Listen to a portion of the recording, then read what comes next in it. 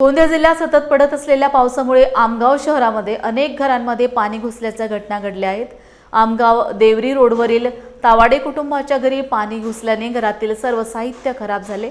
जीवनावश्यक वस्तू तसेच तांदूळ, फ्रीज, सोफे, पलंग यासारख्या अनेक वस्तू खराब झाल्याचे पाहावयास दिसून आले। या ठिकाणातून पाणी निचरा करण्यासाठी नाली होती, मात्र बाजूच्या प्लॉट धारकाने नाली ही अतिक्रमण करून बुजवल्याने असा प्रसंग उद्भवला असल्याचं तावाडे कुटुंबाने आरोप केलाय।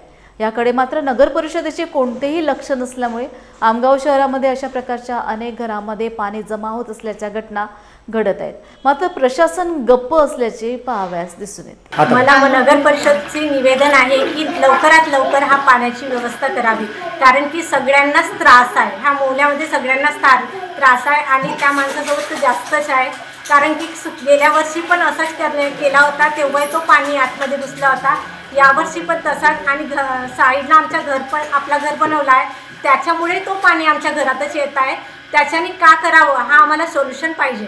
जवळपास तुमच्या घराचं काय काय नुकसान झालं? माझ्या घराचं सर्वच झालं आहे, सर्व फर्निचर गेलं आहे, फ्रीज गेली आहे, किचनचा सर्वच गेला आहे। आम्हाला खाली बसायला जागा सुद्धा नाही आहे, स्वयंपाक सुद्धा करण्याची इच्छा नाही आहे, स्वयंपाकही करू शकत नाही। आता का करावं याच्यासाठी? हा चारही घरांच्या वाढीच्या पाणी आज 100 वर्षापासून पहिल्यांदा हा वधीतून पाणी जात होता।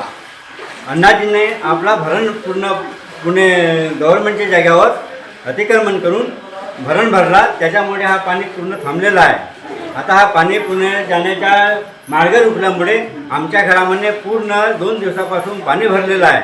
हा पाणी मार्ग काढण्यासाठी आता सध्या इकडून हा मार्ग अण्णाजींच्या घराकडून काढण्यात आला आहे, पण भविष्यासाठी ही नाली गव्हर्नमेंट जागेकडून म्हणजे नहराच्या बाजूना हे सरळ नाली म्हणजे 100 फीट असेल असा त्यांचा नाली करण्याची आवश्यकता आहे। म्हणून नगर परिषदने हा आपला विचार विमर्श घेऊन पाहून घेतला आहे।